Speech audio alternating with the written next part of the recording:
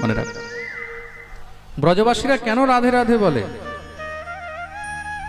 কেন কি গোবিন্দ একমাত্র রাধা নাম শুনলে মন প্রাণ দিয়ে তাকে একদম আপন করে নেয়। গোবিন্দকে কৃষ্ণ নাম পছন্দ নেই, তুমি তার সামনে যদি কৃষ্ণ কৃষ্ণ বলো তাতে খুশি হয় না। এই শুকদেব প্রভু রাধারানীর ক্রীড়া শুক ছিলেন। ক্রীড়া শুক মানে ঘরের মধ্যে যে টিয়া পাখি পোষে না মানুষ, রাধারানীর পোষা টিয়া ছিলেন।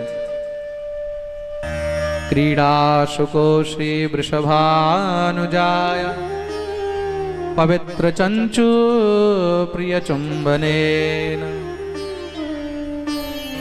শ্রী রাধারানীর এটা পোষা টিয়া ছিলেন। এই যে সামনে বসে আছে, প্রেম সে বলো।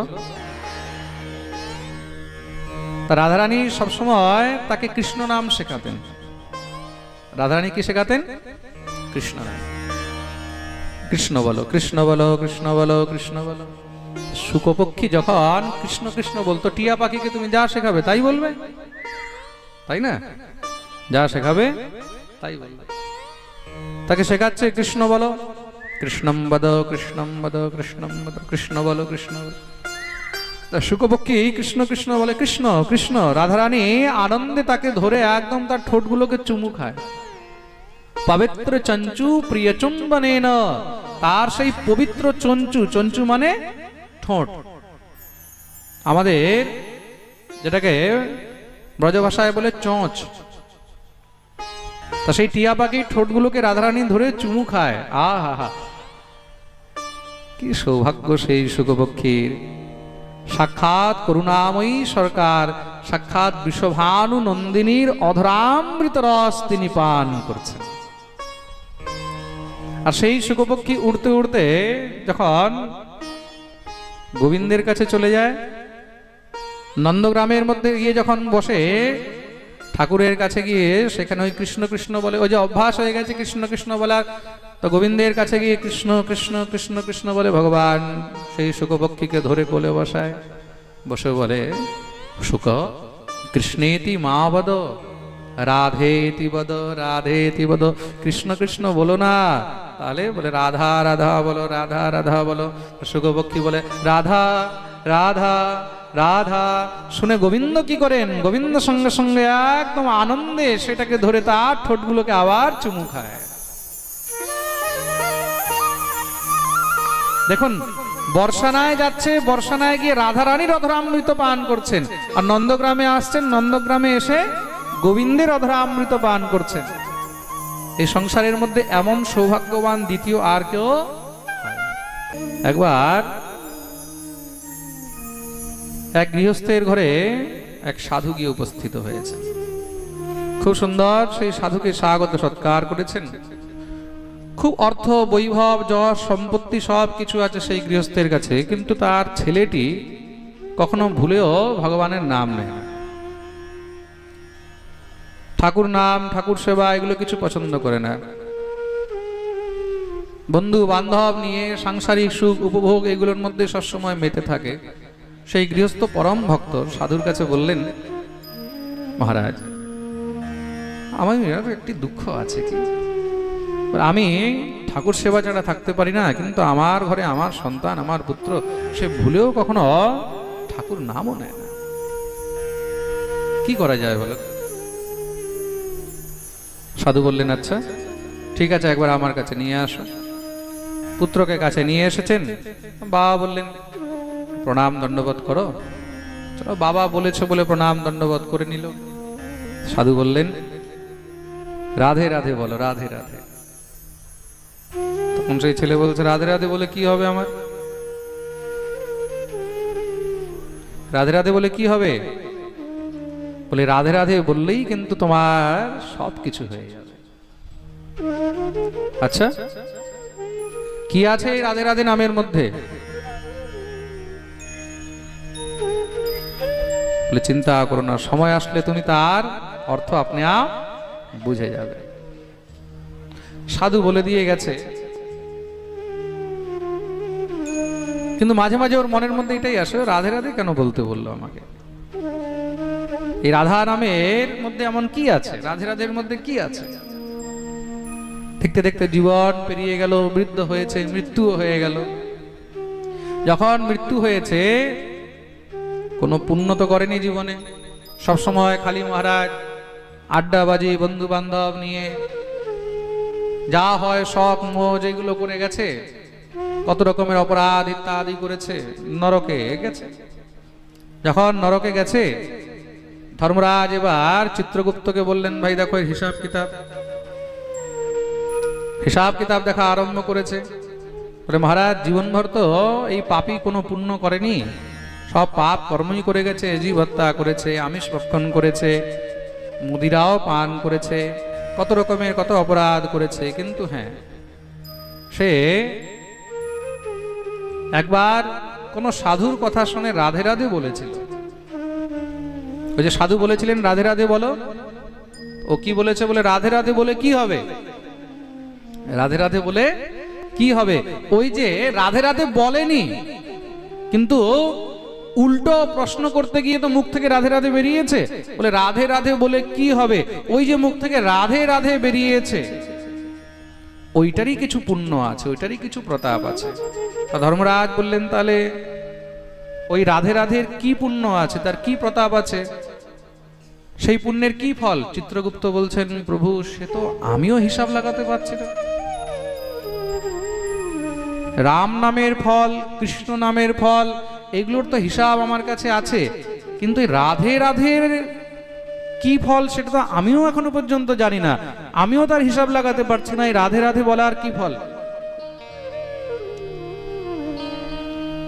ধর্মরাজ যমরাজ বললেন, তাহলে এখন এটার উত্তর কে দিতে পারবে? বলে হ্যাঁ নিশ্চয়ই, তাহলে এটার উত্তর দেবরাজ ইন্দ্র দিতে পারবেন, সে তো দেবতাদের রাজা, আমার থেকে বেশি তার মধ্যে জ্ঞান রয়েছে। চলি তার কাছে।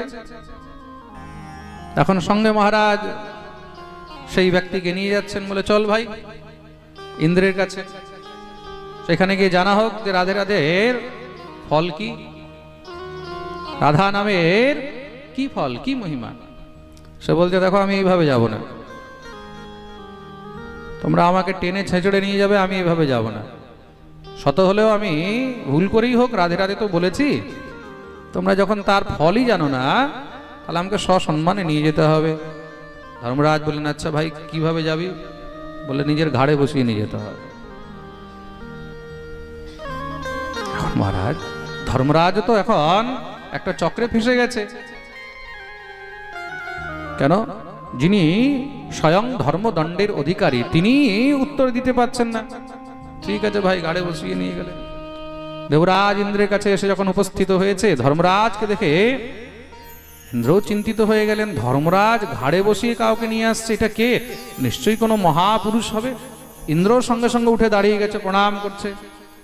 কে এই মহাপুরুষ? বলে আর বলো না, কে মহাপুরুষ? কেন?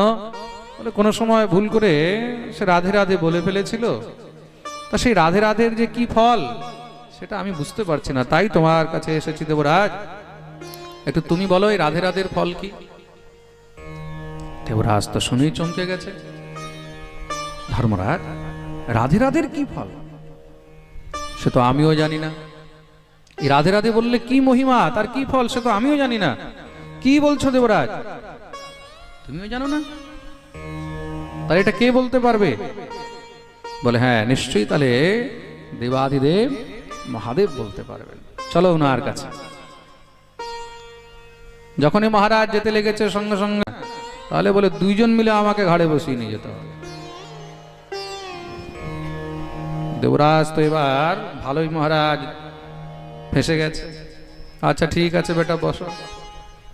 দুইজন মিলে মহারাজ নিয়ে চলছেন। দেবাদিদেব মহাদেবের কাছে গিয়ে উপস্থিত। মহাদেব যখনই দেখছেন ধর্মরাজ আর দেবরাজ এসে উপস্থিত, ঘাড়ের উপরে মহারাজ কে বসে আছে, এটা নিশ্চয়ই কোনো মহাপুরুষ হবে। মহাদেব উঠে দাঁড়িয়ে গেছেন, আসুন আসুন আসুন আসুন। কে মহাপুরুষ? দেবরাজ বলছে আর বলেন না, কোন মহাপুরুষ? কেন, কি হয়েছে? বলে ভুল করে একবার নাকি রাধে রাধে বলে দিয়েছিল, তা সেই রাধে রাধে এর কি ফল এটা ধর্মরাজও বলতে পারেননি, আমিও বলতে পারিনি, তাই আপনার কাছে এসেছি। কৃপা করে আপনিই বলুন এটার কি ফল, তাকে তার কি ফল দেওয়া যায়। মহাদেব তো শুনে মহাদেবও চমকে গেছে। মহাদেব বলছেন, কি বলছো? রাধে রাধের ফল কি, রাধা নামের মহিমা কি, সে তো ঠিক ঠিক আমিও জানি না। তাহলে এখন কি হবে? বলে নিশ্চয়ই তাহলে পরমপিতা ব্রহ্মা বলতে পারবেন। চলো ব্রহ্মার কাছে। মহাদেব যখনই দনজনকে নিয়ে যাচ্ছে, সঙ্গে সঙ্গে মহাদেবকে বললেন এইভাবে নয়, তাহলে বলে তিনজনকে ঘাড়ে নিতে হবে। এখন তো তিনজন মহারাজ নিয়ে চলছেন। ব্রহ্মার কাছে গিয়ে উপস্থিত হয়েছে। ব্রহ্মা যখনই দেখলো ধর্মরাজ, দেবরাজ, মহাদেব তিনজন, এই বেটা ঘাড়ের মধ্যে নিশ্চয়ই কোনো বিশেষ ব্যক্তি। ব্রহ্মাও সঙ্গে সঙ্গে, আরে আসো আসো, কে মহাপুরুষ? বলে আর বলেন না, কোন মহাপুরুষ? কি হয়েছে? বলে আপনার কাছে আমরা একটি জিজ্ঞাসা নিয়ে এসেছি হে পরমপিতা। কি? বলে এই ব্যক্তি নিজের জীবনে একবার ভুল করে রাধে রাধে বলে ফেলেছিল, তা সেই রাধা নামের মহিমা কি, তার ফল কি, এটা ঠিক ঠিক করে আমরা কেউ বুঝতে পারছি না। তার ফল একে কি দেওয়া যায়? ব্রহ্মা বললেন, কি বলছো তোমরা? রাধা নামের ফল কি, রাধা নামের মহিমা কি, সে তো ঠিক ঠিক আমিও জানি না। তাহলে এখন কি হবে? বলে চলো সাক্ষাৎ গোবিন্দের কাছে। কেন? তিনি হলেন রাধাপতি, তিনি বলতে পারবেন যে রাধা নামের মহিমা, রাধা নামের ফল কি। ব্রহ্মা বলেন চলো। যখনই ব্রহ্মা চলতে লেগেছে, সঙ্গে সঙ্গে সেই ব্যক্তি বলছে তুমি আসো নিচে। চারজন মিলে মহারাজ একদম ফার্স্ট ক্লাস দিব্যি বসিয়ে নিয়ে যাচ্ছেন। ভগবান শ্রীহরির কাছে গিয়ে উপস্থিত হয়েছেন। যখনই গোবিন্দের কাছে এসে উপস্থিত হয়েছে, ভগবান চারজনকে দেখলেন। ভগবান হাসছেন। কি হয়েছে? বলে প্রভু আপনার কাছে আমরা বিশেষ একটি জিনিস জানতে এসেছি। কি? বলে এই যে দেখছেন মহাপুরুষ।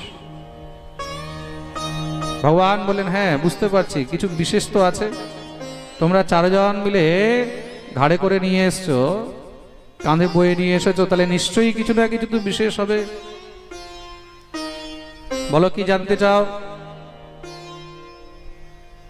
বলে প্রভু আর আমরা কি বলবো, আপনি এর কাছে জিজ্ঞাসা করুন। ভগবান বললেন আচ্ছা ঠিক আছে, আসো।